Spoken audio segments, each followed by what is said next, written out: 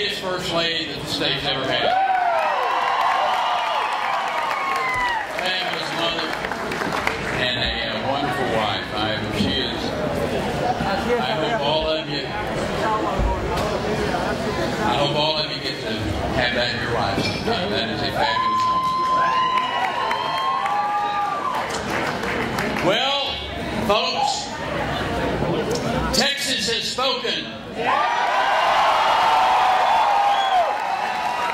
And we're on the right track. By exercising one of the most precious rights, the citizens of our state have sent a very clear message with their votes. That they are optimistic about the future of our country, and they believe that Texas is headed in the right direction. Today's results affirm what we all know about Texas voters. And they don't take their decisions lightly.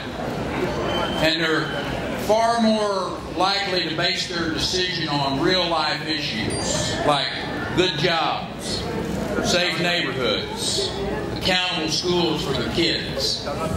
They know that the answer to the challenges of their daily lives won't be solved by bigger government and all of that it entails.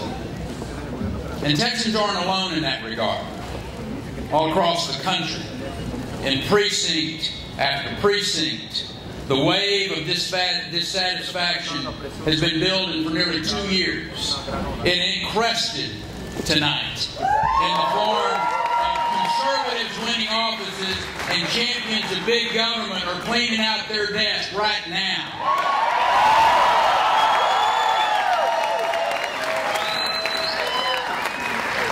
In weeks and months leading up to this election, we heard a lot about enthusiasm gaps and anti-incumbent sentiment. You and I both know that voters are more insightful than that. The issue at hand is not how long a person's been in office, but how hard they work to limit the size and the reach of government. And I might add the respect that they have for the citizens of this state and of this nation. America is still the land of the free and the home of the brave. And freedom still matters greatly in a very personal way to all the people across this country. Our citizens are tired of big government raising their taxes and cooking up new ways to micromanage their lives. Our citizens are tired of big government killing jobs with their do-gooder policies. It has nothing to do with either science or economics. In short, the people are fed up. And they voted their values. They voted their values to restore our country, to get our government to be of the people, by the people, and for the people. And in that regard, Texas has kind of got a leg up on the rest of the country, gentlemen. Because of the work that we've done together to keep government in its proper balance. And there is a reason that our economy continues to lead the nation. And it's not just because the good Lord happened to place a lot of oil and gas under our land. Texas leads the nation because we have maintained 4 basic principles of governance. And I'll bet every one of you here can say them with me now. First, we don't spend all the money. That's right. And we prepared for the rainy day. Second, we created a predictable regulatory environment so that employers know what to expect from one quarter to the next. Third, we reformed our legal system to cut down on those frivolous lawsuits so that employers and doctors don't spend all their time at the courthouse. And fourth, we increased the accountability in our schools so that young Texans are getting the education that they need to compete in this global economy. That That approach sets the table for hard-working Texans to apply themselves and their legendary work ethic to developing products, creating jobs, and attracting investment. That approach has established our state as the nation's top job creator and an example for the rest of the nation. When the outcomes of this election are certified, I believe that we'll see the conservative presence substantially in the Texas House and the Texas Senate. And with those individuals, we can maintain this forward progress that we're making and do what's right for Texas. You know, with conservative gains in Washington, I am genuinely optimistic that we're one day closer to seeing fiscally conservative approaches applied at the national level as well. And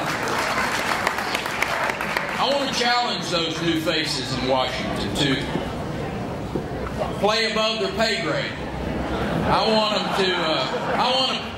them to press for change sooner rather than later. I want them to get in there and really go to work. And here in Texas, I encourage all of our legislators, both our veterans and our substantial first-timers, to get ready, because January is bearing down on us.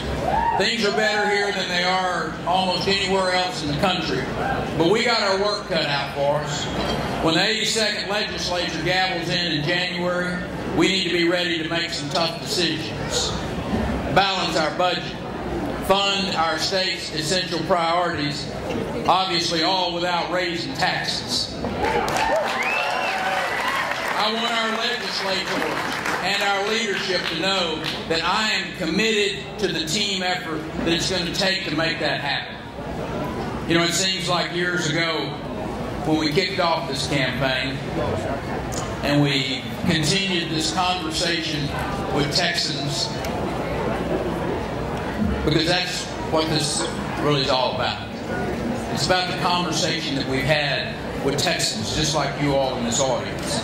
As I travel the state, listening to their concerns, my abiding faith in the folks who are blessed to be called Texans has grown even stronger. And no matter where you are in the great state of Texas tonight, between the high plains and to the west, to the piney woods to the east, the panhandle up in the north, to the valley down south, I'm honored to have won the privilege of your vote and your support tonight. Thank you.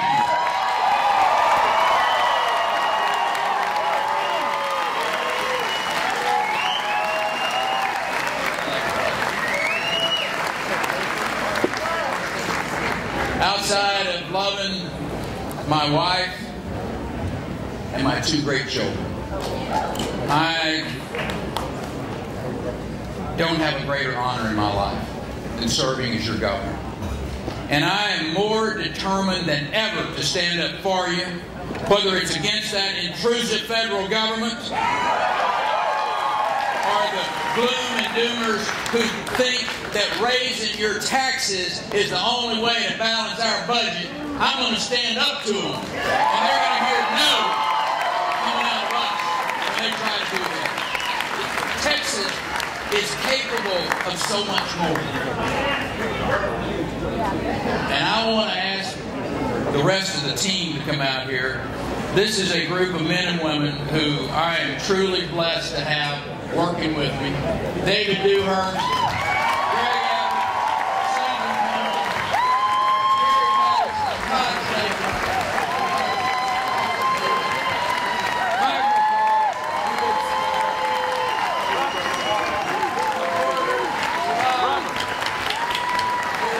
Steve Ministeri, Ray James. This is a great team. How about a big applause for this?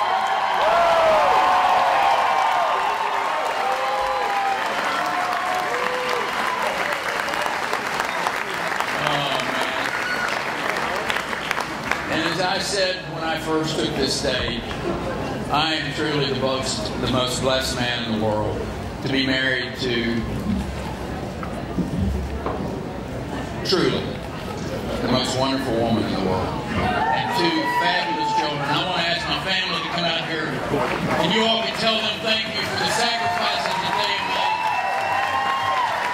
My son Griffin, our new daughter-in-law Meredith.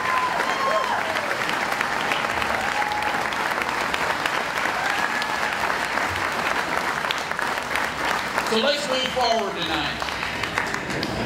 We may be a little bit tired from a good fight. As my wife introduced me so many times out on the campaign trail, Doc, she said she loves a man who grins when he fights. And I'm grinning tonight. I'm grinning for a lot of reasons. Partly because we won a fabulous victory tonight for Texas. But because our work is now in front of us. And we have a great opportunity not only to take this country back and to change it and head it in a direction that we all can be proud of. And I want to thank the team that has worked so hard to make tonight a possibility. And I want to send a special note of gratitude to the greatest, most powerful grassroots organization in the history of our state. Thank you all for what you've done.